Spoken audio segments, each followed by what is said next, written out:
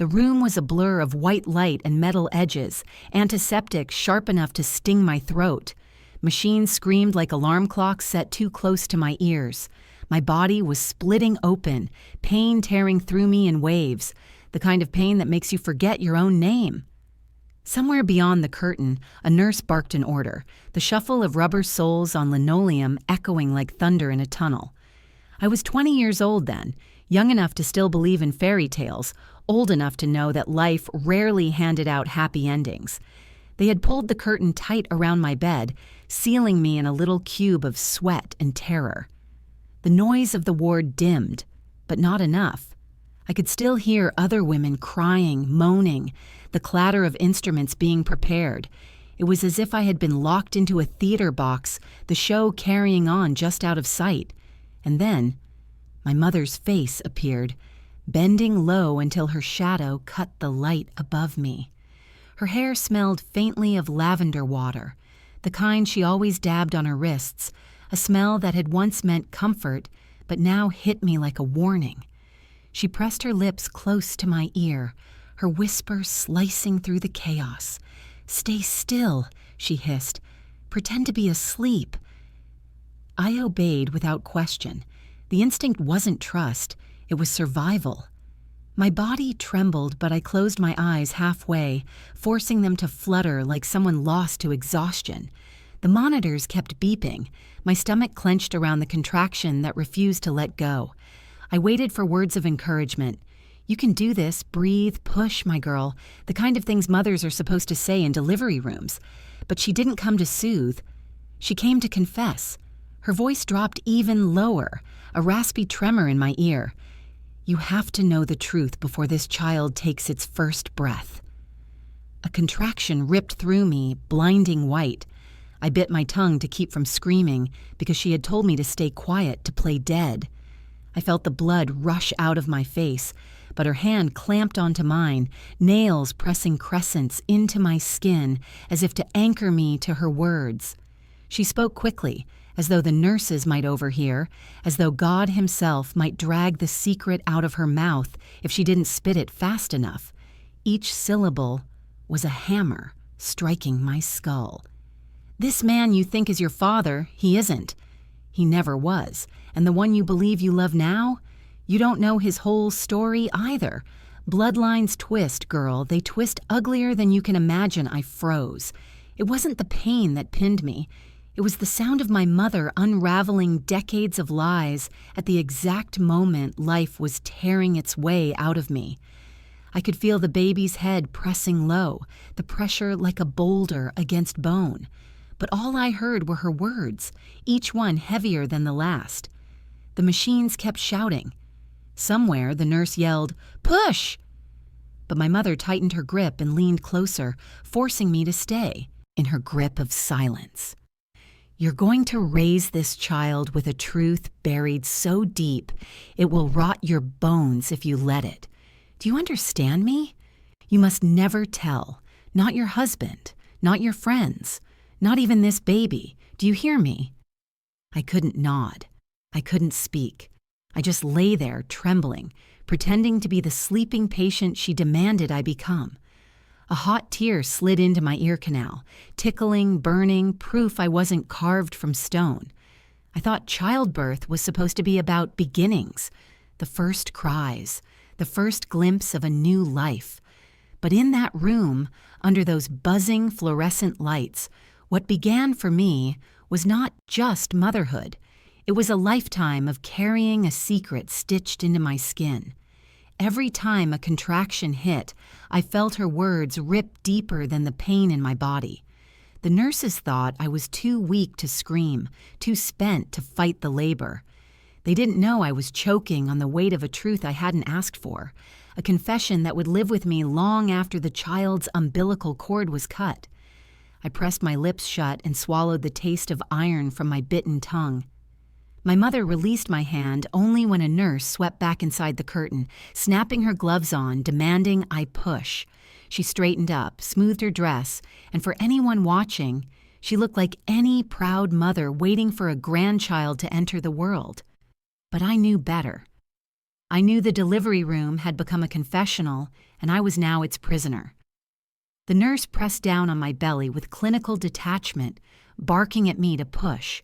Her voice carried the sharp edge of impatience, the kind of voice that belonged to someone who had delivered too many babies to care about one more woman breaking apart on the table. I pushed, but my strength felt divided. Half of me was trying to bring my child into the world. The other half was spiraling, trapped in the echo chamber of my mother's whisper. The curtain rattled slightly with every shuffle of the nurses beyond it. I could smell sterilized metal, the faint electric burn of warmed equipment. I could feel the sweat dripping down my neck, sticking to the paper gown. But none of that mattered. My world had narrowed to the feel of my mother's breath at my ear, her words darting like snakes under my skin. She leaned in again.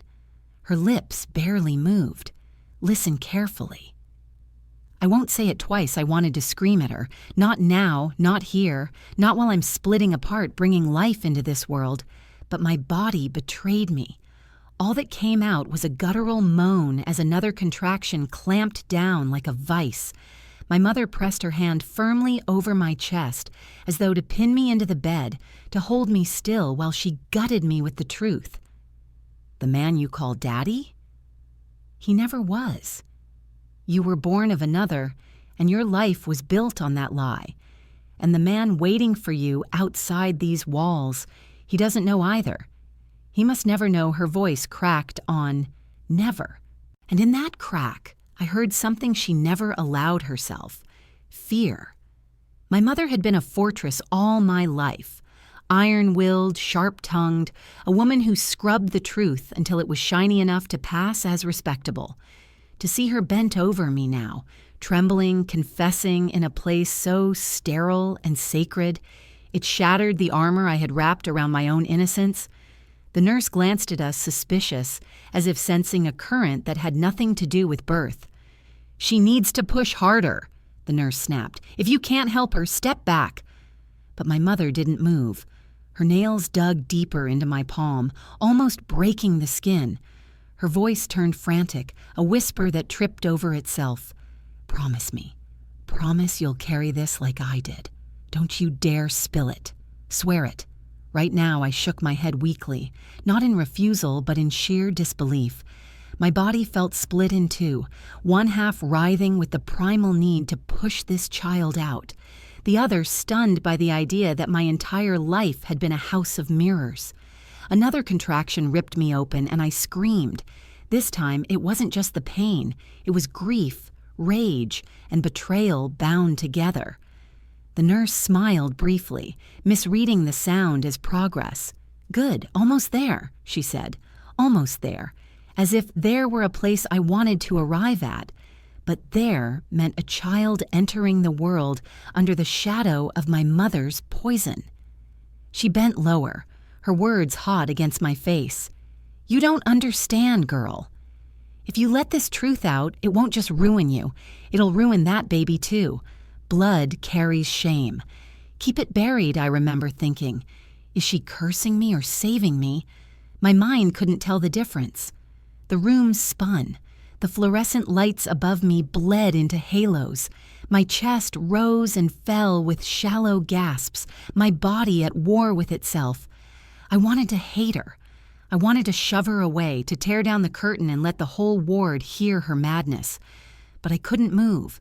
My body was a battlefield, every nerve consumed by the war of labor. The nurse shouted again, "Push!" My mother pressed her forehead to mine, whispering her final blow. "The man you think you love, he carries blood you can't allow near yours. That's the truth. It's ugly, but it's what keeps us alive." Then she pulled back, smoothing her skirt as if she had only been praying for me. To the outside world, she was the model of maternal support. Only I knew she had just detonated my life in the middle of childbirth. The next contraction stole every ounce of air in my lungs. The nurse's voice blurred. The curtain trembled as bodies moved on the other side. I clenched my teeth, feeling the baby descend, all the while replaying her words. Not your father, not your husband, not your truth. By the time the cry of my child filled the room, I wasn't just a mother. I was a vessel carrying a secret I hadn't chosen, one that pressed down heavier than the newborn placed on my chest. And in that sterile silence, between the machines beeping and the nurse cooing over the baby, I realized my mother hadn't just handed me a child that night. She had handed me a curse. The baby was placed on my chest, slick with life, fists balled like tiny stones. His cry filled the room, high and insistent, slicing through the haze of antiseptic and metal. The nurse smiled as though the sound itself was salvation. She adjusted a blanket around us, tucking him against me, her hands brisk but oddly tender. But all I could hear was my mother's whisper still ringing in my head. He isn't your father, the man you think you love. He carries blood you cannot allow near yours. I wanted to focus on the weight of my son, on the miracle I had just survived. His breath was warm against my collarbone. His body trembled with the shock of being ripped from the only world he'd known. But instead of awe, I felt a split inside me, half wonder, half horror. My mother leaned closer again, her face a pale mask against the glare of the overhead lights. No nurse paid her mind now. She looked the part of the proud grandmother. But her eyes gave her away. They were wild, too sharp, as though she had shoved decades of silence into this moment and couldn't control the spill. She whispered once more, her words low enough that only I could hear. That child carries two truths now, the one he'll be told and the one he must never know. Her voice cracked on the last word, and I wondered if she was breaking too or if this was just another performance, another manipulation. I tried to say something back, but my lips felt swollen, useless. All I managed was a hoarse rasp. Why now? Her face tightened. Because you're too young to know what you're walking into. And too old to keep living in lies. Better you hate me than ruin him. Ruin him. As if my baby's whole life had been written before he'd even taken his first breath. As if one secret was enough to condemn us both. The nurse interrupted, chirping about how healthy he looked, about strong lungs and steady heartbeat. She wrapped him tighter and shifted him slightly on my chest, forcing me to look down. My son blinked, his eyes still cloudy, searching blindly for a world he couldn't yet comprehend. For a brief second, my heart softened. He was perfect. He was mine. And then my mother's voice slithered in again. You'll look at him every day and remember what I said. That's the price of knowing. The contraction pain had stopped, but my body still shook with aftershocks. I felt hollowed out, emptied not just by labor, but by revelation. My chest rose and fell too fast, and I feared the nurse might notice, might ask questions I couldn't answer. But she was already fussing with paperwork, her back turned. I turned my head slightly, forcing my words out in a broken whisper. Who? My mother's eyes locked onto mine. She shook her head, firm, absolute. Doesn't matter. You think knowing the name will help? It won't. It'll only destroy what little peace you have left. Her refusal landed harder than the confession itself. She had ripped the floor from under me and now denied me even the courtesy of seeing what I had fallen onto. I pressed my cheek against my son's soft head, inhaling the raw scent of him, salt, blood, something primal. I tried to anchor myself in that smell to pretend it was enough, but even that comfort felt stolen, polluted. My mother straightened up as the nurse returned. Her expression slid into place like a mask. She reached out, brushed the baby's cheek, cooed in the sing-song tone of any doting grandmother. To anyone watching, she looked like love incarnate, but her hand lingered on mine, her nails biting into my skin again, a silent reminder. Stay quiet. Pretend to be asleep. The baby squirmed, whimpering, and the nurse lifted him gently, cradling him as she carried him to be weighed. My arms felt suddenly, violently empty. I wanted to call after her, to demand him back. Instead, I turned toward my mother, my voice barely audible. "You could have waited." Her jaw clenched. "And let you raise him blind? Number, you needed to know before he took his first breath, so you'd understand the world he was entering." I stared at her, seeing not the woman who raised me, but a stranger, a warden handing me a life sentence. Betrayal coursed through me, thicker than the IV drip running into my arm. When they finally brought my son back, swaddled and calmer, I held him as tightly as I dared. His tiny face was scrunched, his mouth twitching in sleep. He knew nothing of secrets, nothing of shame. He was pure. And yet, thanks to my mother, he was already shackled to a truth he couldn't escape.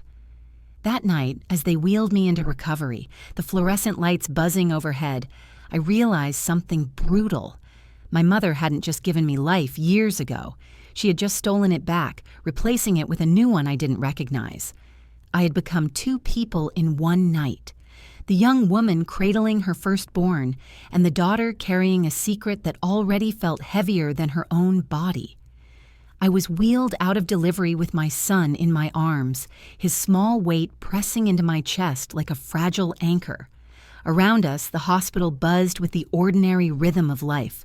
A janitor pushing a mop bucket, a doctor checking a chart, the squeak of a gurney wheel. But inside me, everything was wrong. The fluorescent lights seemed too bright, like interrogation lamps.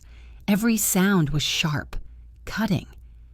My mother walked beside the bed, her steps brisk, her face composed for the world to see. She was already playing her part again, the steady, practical matriarch, proud grandmother, unwavering presence. But every time I looked at her, all I could hear was the whisper that would never leave me. "He isn't your father. The man you think you love. He carries blood you cannot allow near yours."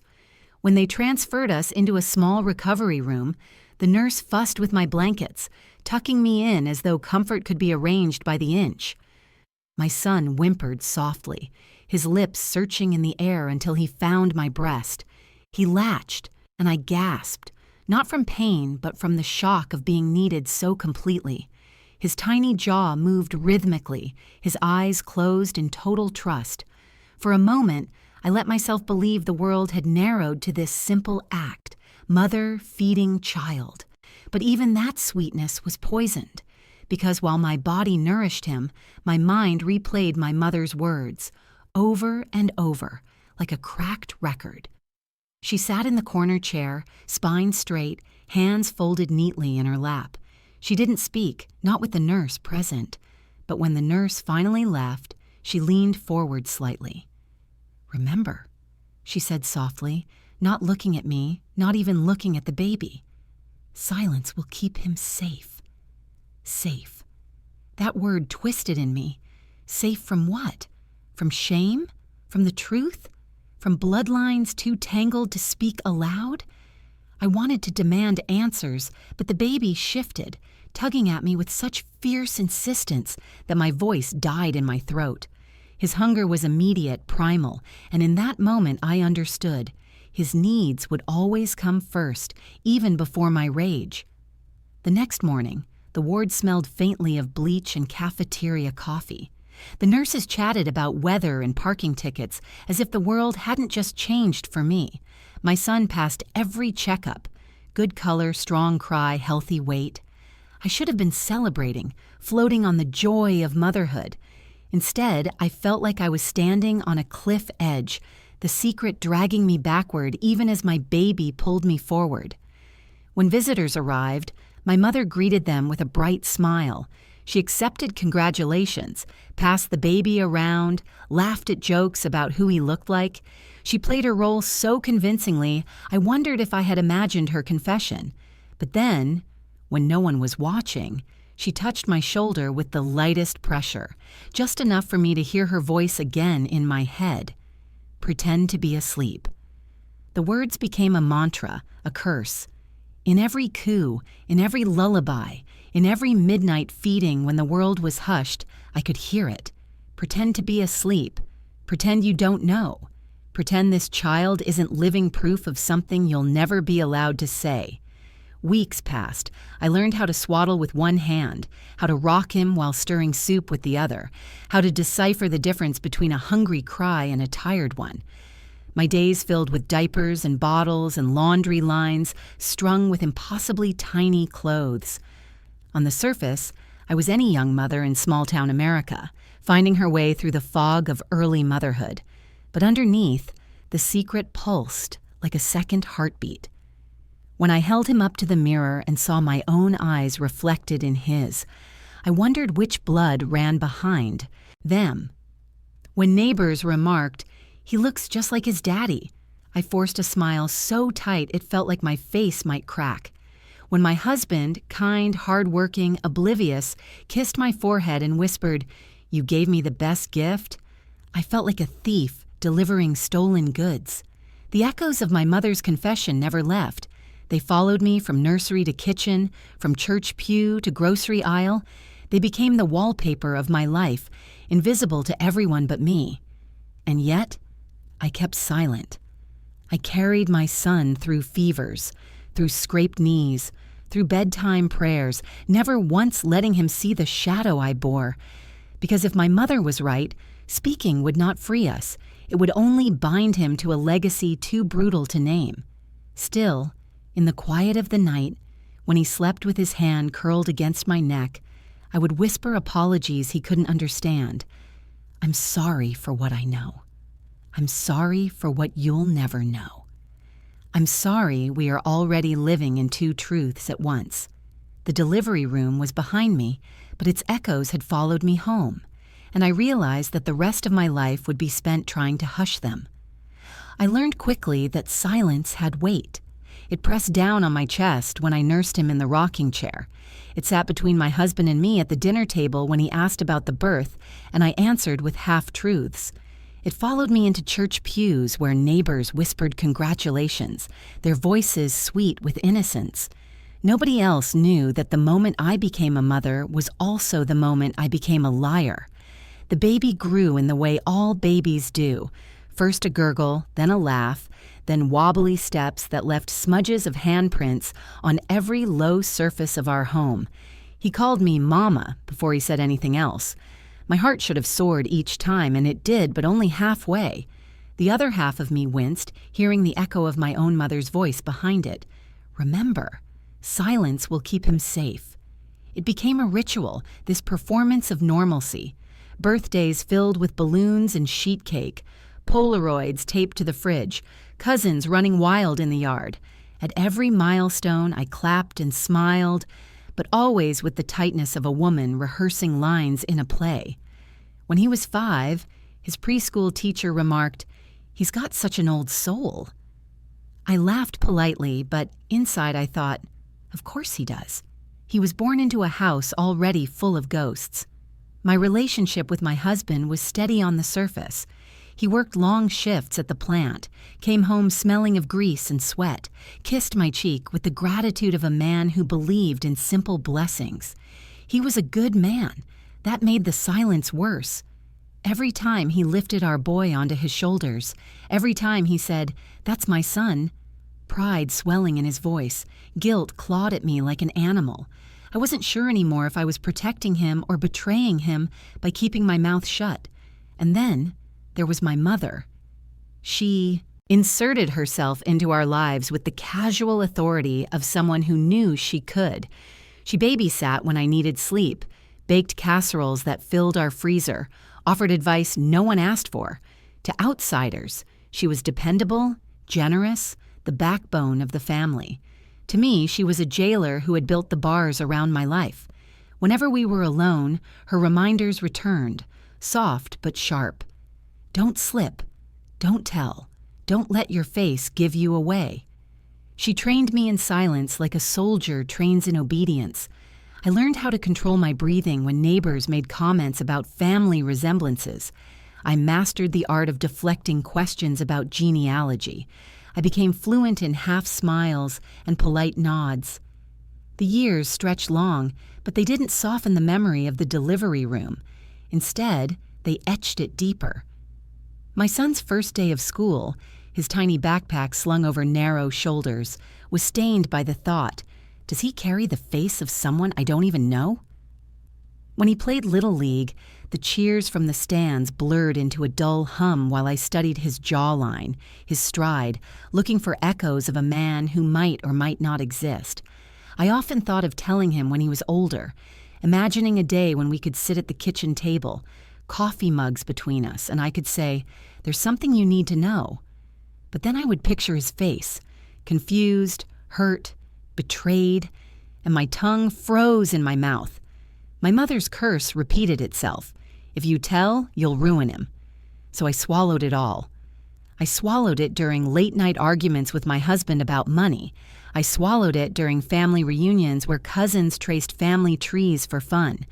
I swallowed it when my son came home with school projects about ancestry, handing me a paper where he'd proudly written his father's name in big block letters. Sometimes, late at night, I'd slip into my son's room and watch him sleep. His chest rose and fell in the dim glow of the nightlight. His lips twitched with dreams, his hair curling damply against his forehead. I would reach out and trace his face with my eyes, searching for the truth that had been hidden from me. And each time, I whispered silently, "I'm sorry. I'm sorry for what you'll never know. I'm sorry for what I can never say." By the time I was 30, silence was no longer a choice. It was the air I breathed. It was the foundation under my feet, and it had begun to shape me into someone I barely recognized, a woman who could smile through her teeth while her heart rotted inside. The delivery room was years behind me, but its shadow lay across every ordinary day. I lived in the house I had built, raised the child I had carried, loved the husband who believed he knew me. And yet I moved through it all like an actress hitting her marks, never daring to break character, because the unsaid had become my script. And I knew if I ever strayed from it, the whole stage would collapse. By the time my son turned 10, I had learned to live with two versions of every truth. There was the story I told the world, clean and polished, fit for family gatherings and school events. And then there was the truth I carried like a bruise under my ribs, tender, hidden, always threatening to darken. But I began to notice something unsettling. Mine wasn't the only silence in the family. It showed up in small ways first. My mother's evasions when relatives asked about our lineage, her habit of changing the subject with a too bright laugh, my uncle's strange reluctance to discuss his military years, my aunt's refusal to display photographs from her early marriage. Each omission felt minor on its own, but strung together, they looked like links in a chain. I realized then that secrecy wasn't just my burden. It was the family inheritance. We were people who stitched gaps into our stories and called them quilts. One Thanksgiving, my son asked about a great-grandfather he'd never met. The room went quiet in a way that felt practiced, as if everyone had rehearsed the silence. My mother smiled, refilled her wine glass, and said, "Oh, he wasn't much to talk about." And that was that. The conversation moved on, but I caught the look in my cousin's eyes across the table, half knowing, half afraid. That's when it hit me. This wasn't random. We had been raised inside a tradition of concealment, lies passed down as heirlooms, stitched into our DNA more tightly than eye color or bone structure. I carried this awareness like a second kind of motherhood. I wasn't just raising my son, I was raising him inside a system built on shadows, and I hated it.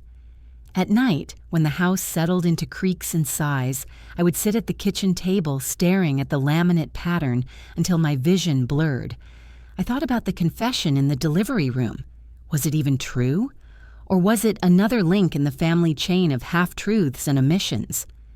My mother was capable of cruelty, yes, but she was also capable of manipulation. Could her words have been meant to control me, to tether me forever to her? The uncertainty gnawed at me more than the secret itself. If I could have pointed to one definitive truth, I might have borne it more easily. But doubt is a crueler weight. Meanwhile, life outside our walls rolled on. My husband worked overtime to cover rising bills. My son grew into a lanky teenager with a quick smile that made girls giggle and teachers shake their heads indulgently. He played guitar in his room at night, his voice still unsteady but earnest. Sometimes I'd linger by the door, listening, letting his music wash over me like a balm. But even then, the question hovered. Whose voice was I really hearing in him? Mine? My husband's? Or someone I had never known? I began to see my mother more clearly, too. Not just as the woman who raised me, but as a figure in a long line of women who use silence as a survival tool.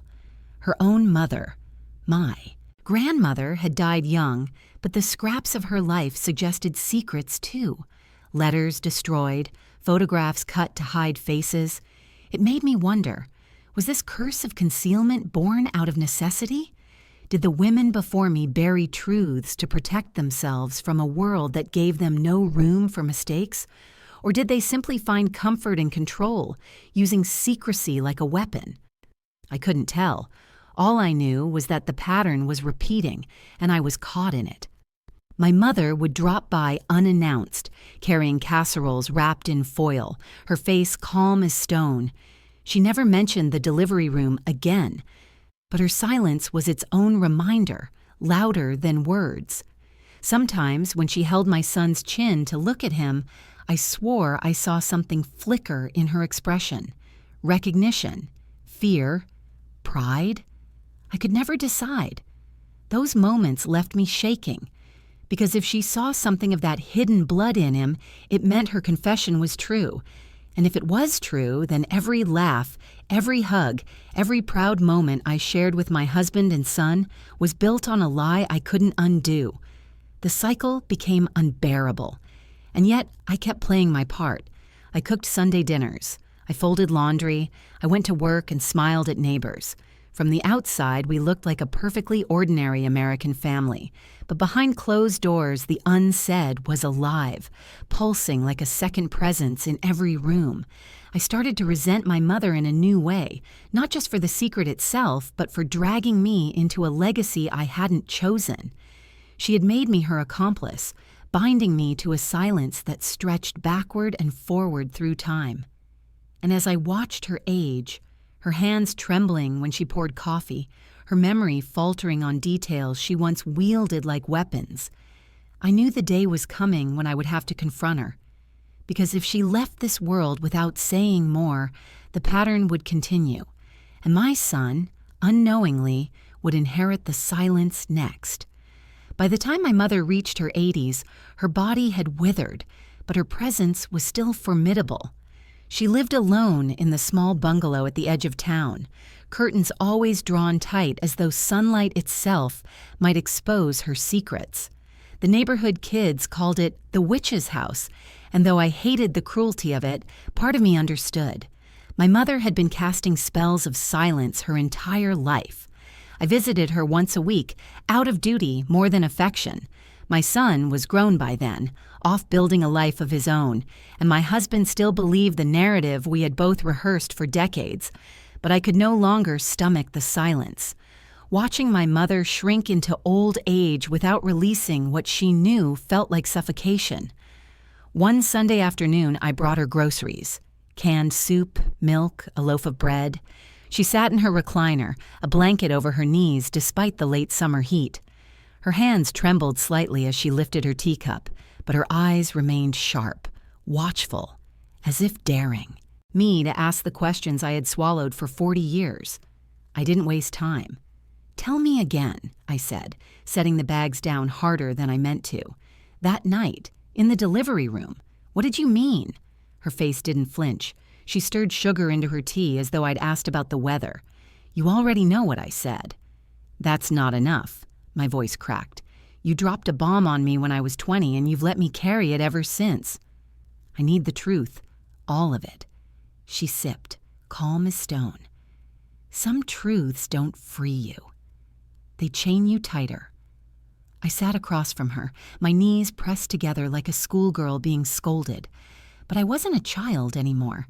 I was a 62-year-old woman who had lived an entire life in the shadow of her words. "You don't get to decide that for me anymore." Her lips curved, not in a smile, but in something colder, thinner. You think knowledge will make you whole? It won't. It'll tear your family apart. That's what happened to mine, and I won't watch it happen again. Anger flared in me, sudden and hot. It already tore mine apart. You think silence protected us? It turned me into a stranger in my own life. Every time I looked at my son, I wondered whose face I was seeing. Every time my husband said he was proud, I wondered if he was living a lie. You stole peace from me, and you're still stealing it now. Her hand shook slightly as she set her teacup down. I did what I had to. You don't know what it was like back then. Choices were limited. Respectability was survival. A woman couldn't... Don't give me that. My voice was sharper than I intended, but I didn't care. You had a choice that night. You chose to spit the truth into me when I was bleeding and terrified, when I couldn't fight back, and now you're still choosing to hold the rest of it hostage. Her eyes flickered, a rare crack in her armor. She leaned back in her chair, the blanket sliding off her knees. For a moment, she looked smaller than I'd ever seen her, an old woman cornered by her own past.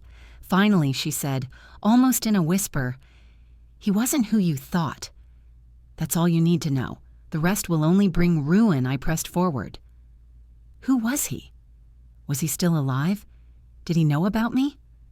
She shook her head firmly, her jaw tightening again. "Don't ask me. Don't dig. Some graves are meant to stay closed."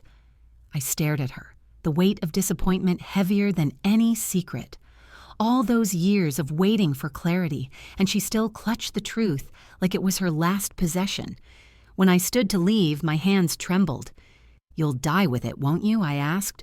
Her eyes locked on mine, sharp and unyielding despite her frailty. "If it keeps you safe, yes." The drive home was a blur of asphalt and guilt. I gripped the steering wheel until my knuckles went white, my chest aching with fury. Safe? That word again, twisted until it no longer meant protection, but imprisonment. I realized then that my mother would never tell me more. Whatever she had confessed that night in the delivery room was all I'd ever get. The rest would die with her. But I also knew something else. I wasn't ready to let it die. Not yet. When my mother finally passed, the funeral was quiet, almost sterile. A handful of relatives in stiff suits, the pastor speaking in vague platitudes about a woman of strength and dignity. I stood beside the casket, numb. Others wept. I couldn't. My grief had been siphoned off years earlier, replaced with a hollow ache that no eulogy could fill.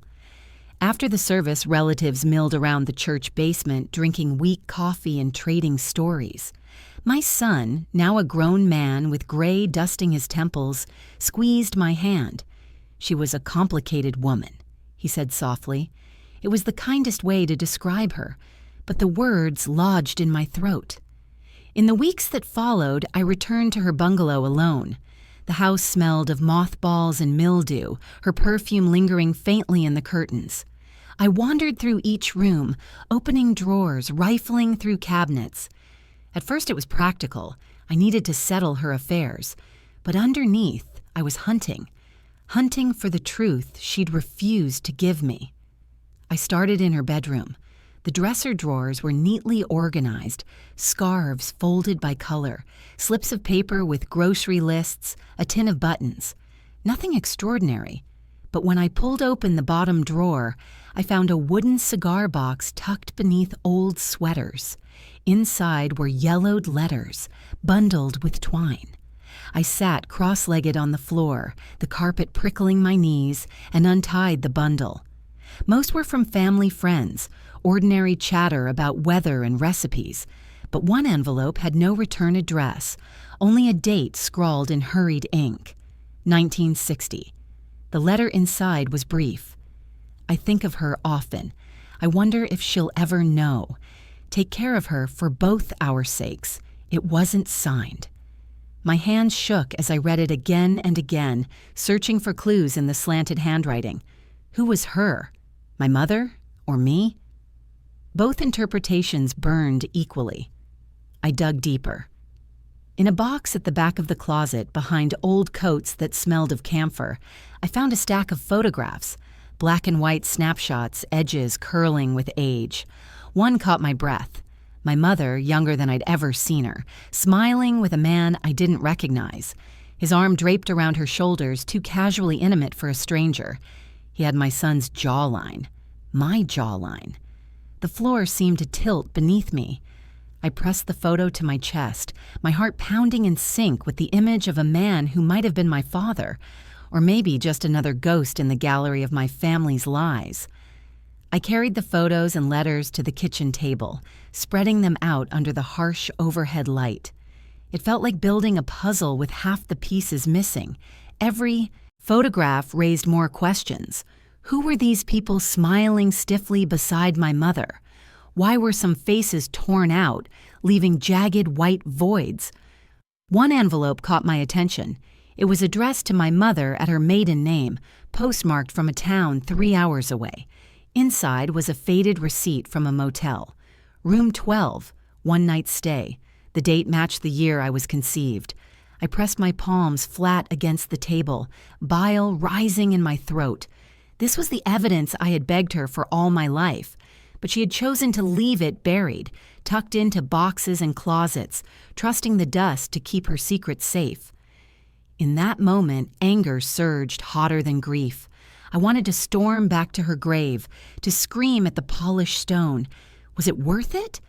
Did you think silence was protection or just control? Instead, I packed the letters and photographs into a shoebox and carried them to my car. As I drove home, the box sat on the passenger seat like a living thing.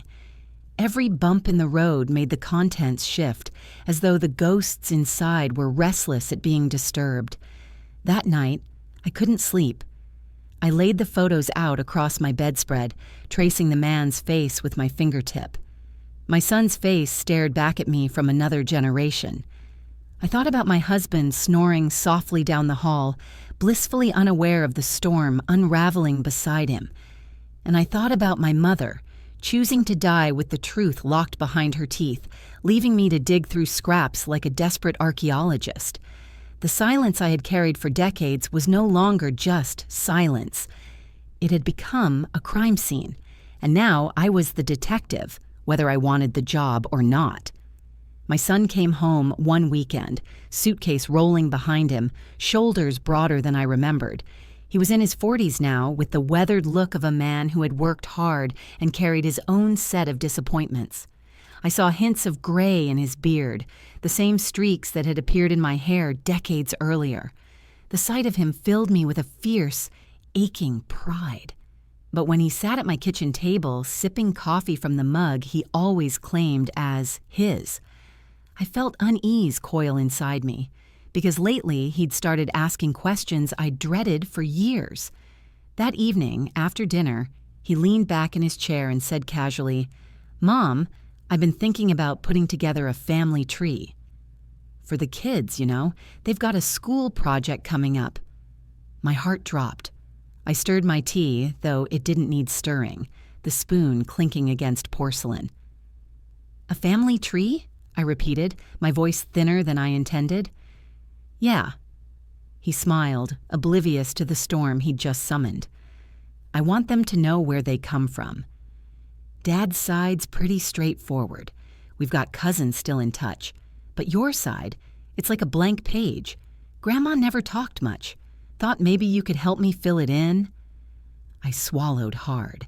His eyes, steady and expectant, were too much like the man in that photograph I'd found, the one whose jawline mirrored ours.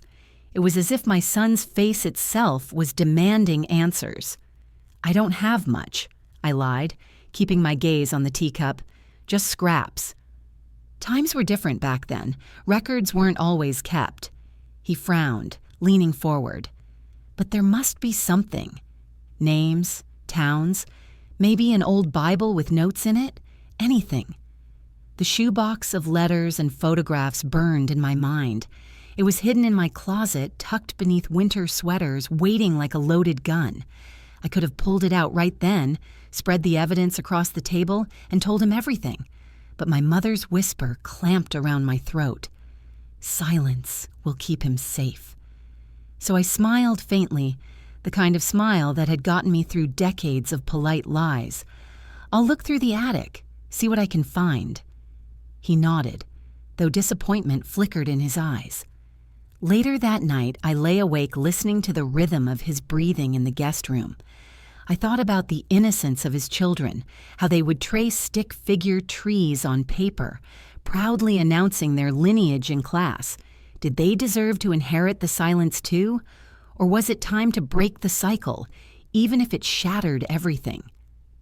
The next morning, he found me in the garden, pulling weeds. He crouched beside me, dirt on his jeans, and asked, "Mom, did Grandma ever talk to you about her past? She was always mysterious." I froze, my fingers tight around a stubborn root. "Why do you ask?" He shrugged, his voice softer. "I don't know. I just get the sense there's more to the story. Sometimes I look at old photos and—" He trailed off, glancing at me. "It feels like pieces are missing." I wanted to laugh at the understatement. Pieces weren't missing. They'd been deliberately buried. Instead, I said quietly, "Your grandmother believed some stories were better left untold." He studied me for a long moment. "Do you believe that?"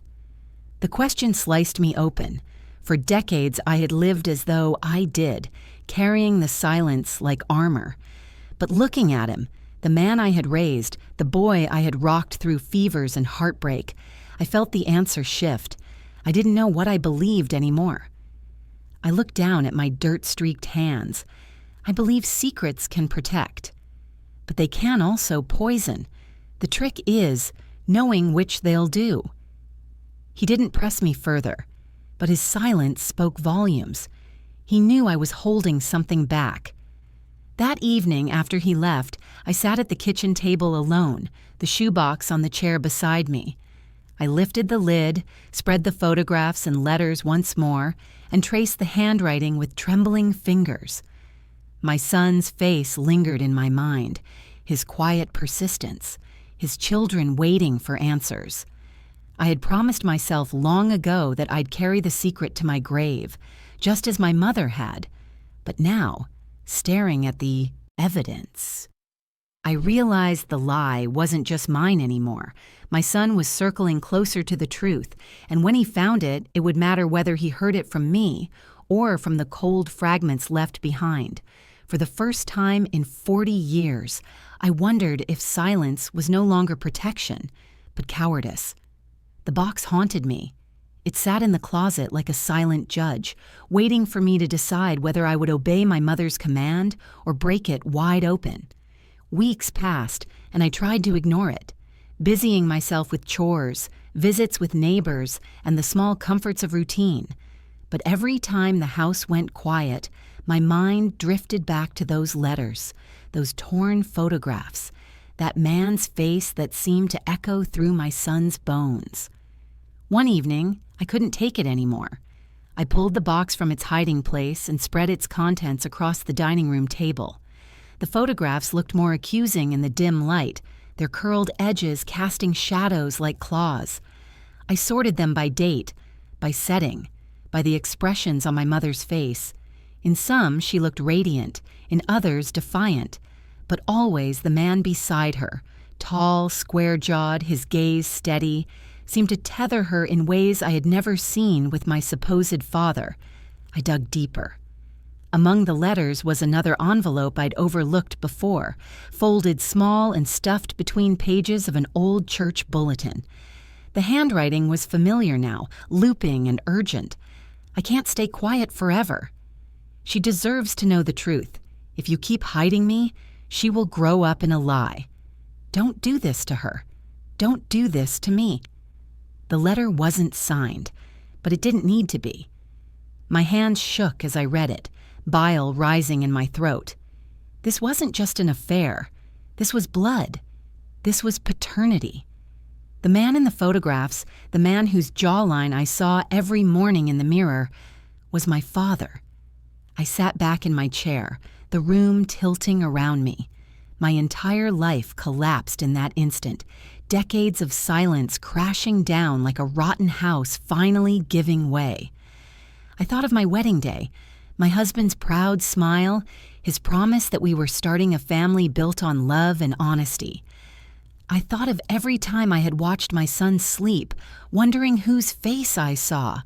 The truth had been staring at me all along, but I had been too afraid to name it. Tears blurred my vision. I pressed the letter to my chest as though I could smother its words back into silence. But they burned hotter the tighter I held. I remembered my mother's words in the delivery room. If you let this truth out, it'll ruin him. For decades I believed she meant my husband, or my son. But in that moment I realized the truth had already ruined me. My hands trembled as I picked up the photograph again. The man standing beside my mother, his arm draped so easily across her shoulders. His expression wasn't just affection, it was possession, a claim. And in my son's profile, in his stubborn chin and his steady eyes, I saw the undeniable proof of that man's blood.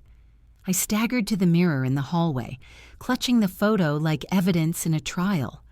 I stared at my reflection, the lines around my mouth, the streaks of gray in my hair, the eyes that had grown tired from decades of carrying weight unspoken, and I pressed the photograph beside my face.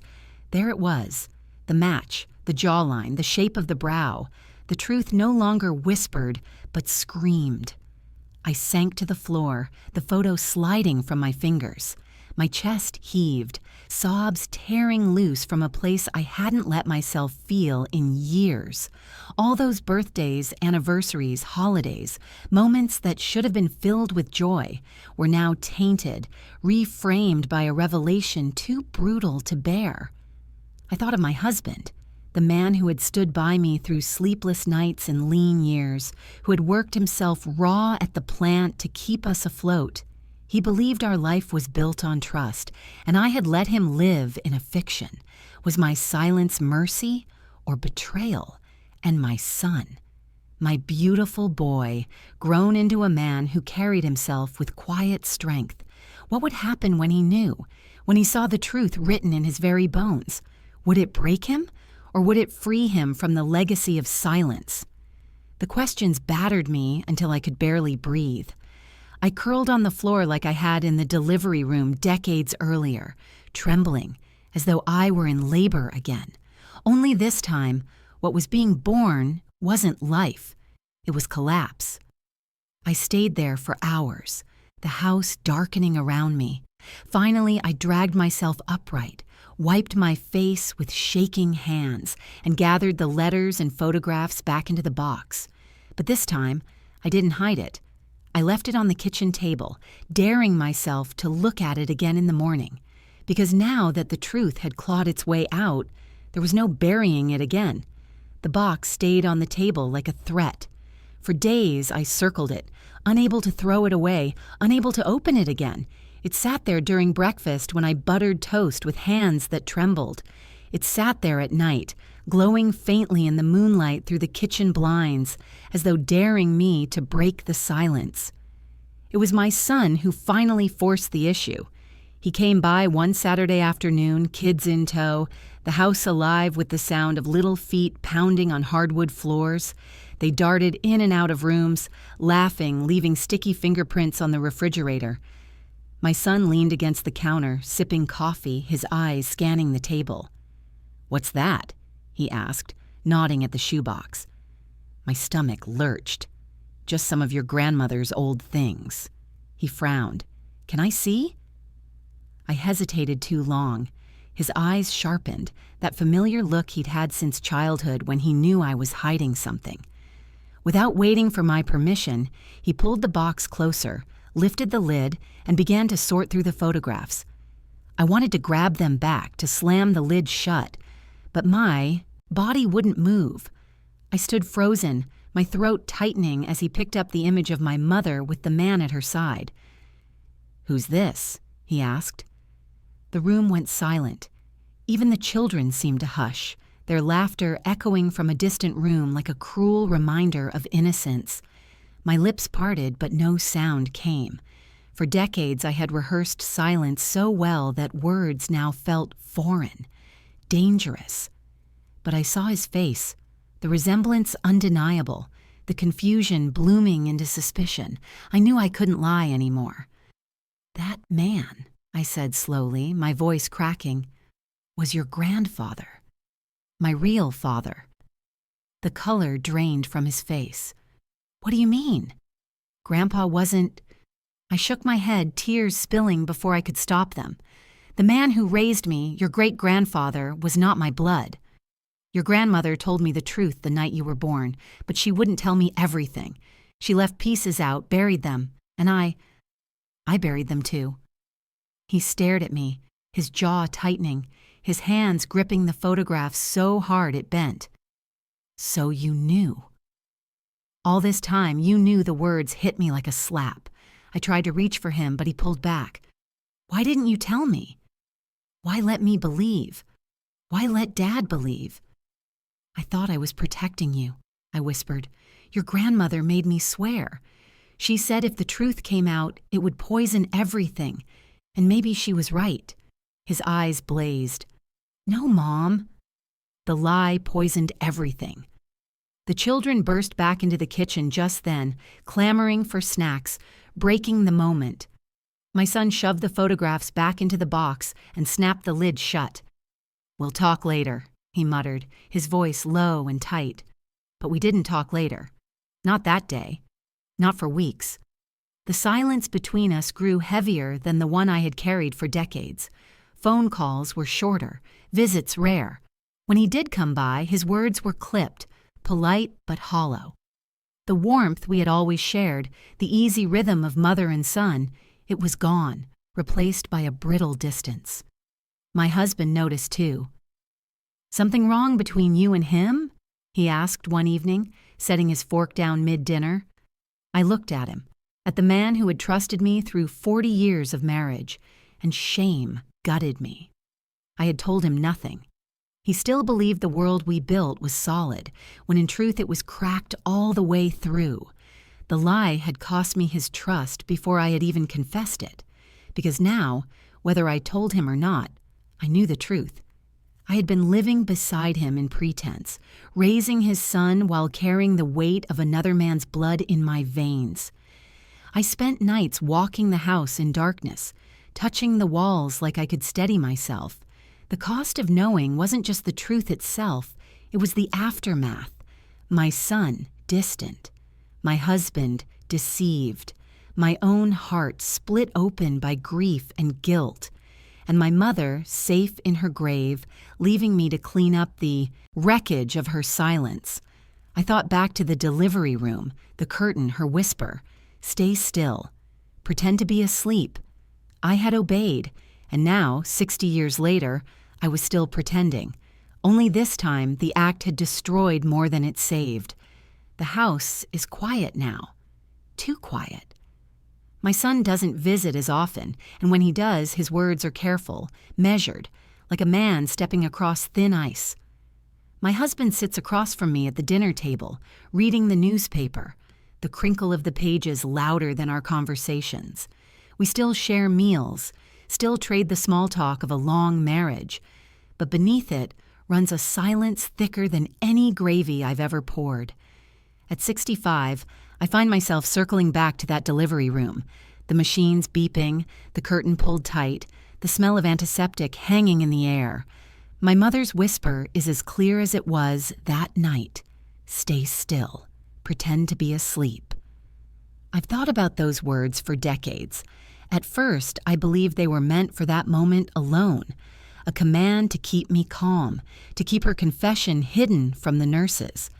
But now, I see them for what they truly were, the instructions for my entire life. Pretend. Close your eyes to what you know. Breathe shallow. Don't move too much or you'll wake the truth. And I obeyed. God help me.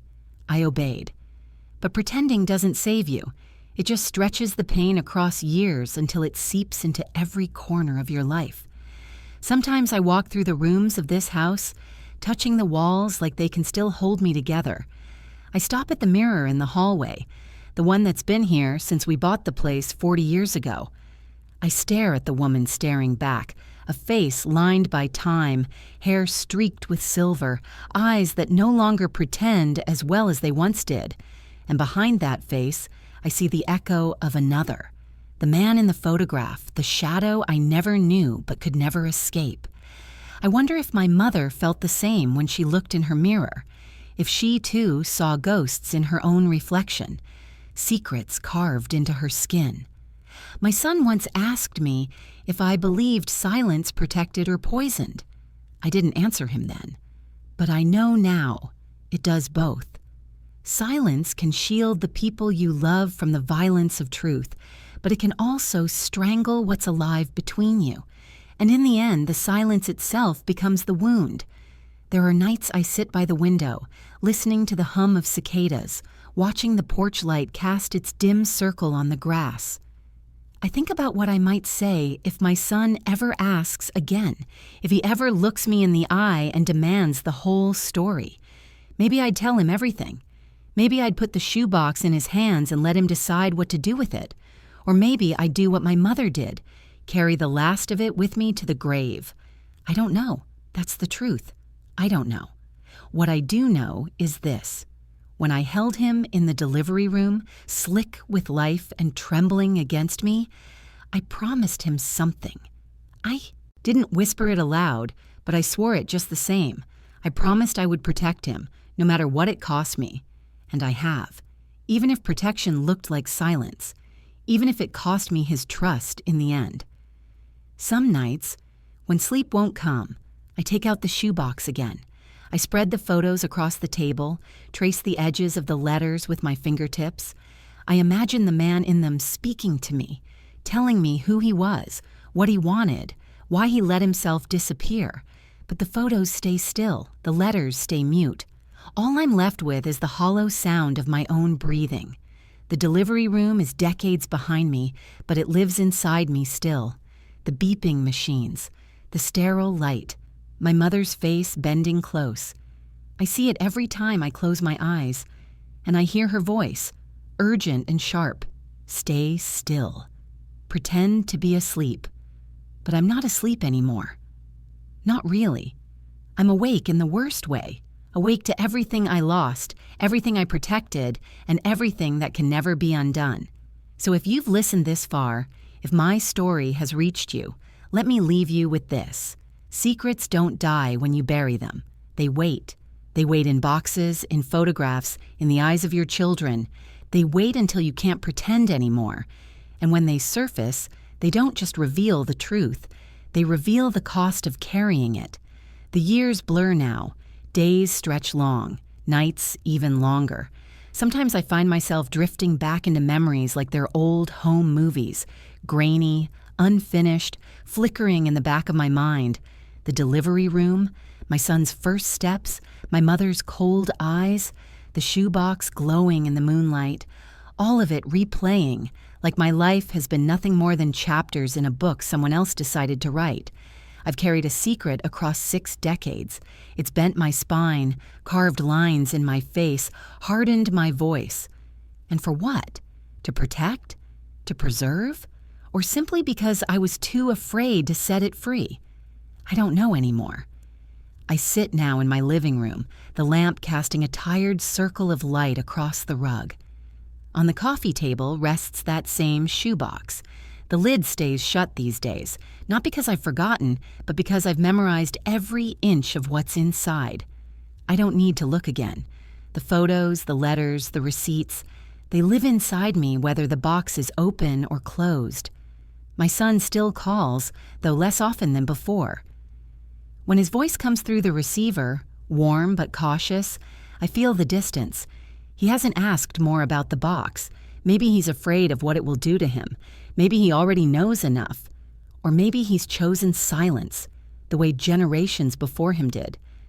That thought chills me more than any confession ever could, that I might have passed down not just blood, but the curse of secrecy itself. And my husband, he still reads the paper at the table, still takes his coffee black, still believes in the steady rhythm of our long marriage. I haven't told him. I don't think I ever will. At his age, what would it matter? Some truths don't heal. They only scar deeper. But here's the thing I want you to hear. Yes, you, listening now, wherever you are. Secrets do not vanish. They cling. They weave themselves into lullabies and laughter, into birthdays and funerals, into every ordinary Tuesday.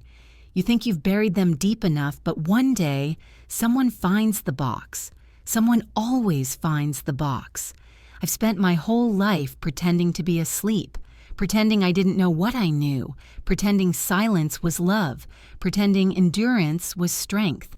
But if I've learned anything at 65, it's this. Sleep doesn't save you. Waking up does, even if waking up burns. So here I am, awake at last, awake to the weight I carried, the love I bent, the trust I broke. Awake to the fact that my mother's whisper was not protection, but poison wrapped in care. Awake to the truth that sometimes silence is the loudest betrayal of all. If you're still here, if you've followed me through every contraction of this story, then let me leave you with one final push. Ask your questions. Dig where others tell you not to. Refuse to inherit silence. Because the truth may hurt, yes, but lies rot. And one day, they'll come crawling out anyway, jagged and merciless. I was born in a room of machines and whispers. I brought my own child into the world under that same curtain of lies. I've lived, I've aged, I've endured. And now, at the end, I can tell you this much with certainty. Secrets are heavier than any labor pain, and they do not die with you. They live on, in the blood, in the bones, in the silence between generations. Did you hear me? Good. Then promise yourself this. You won't pretend to be asleep, not like I did.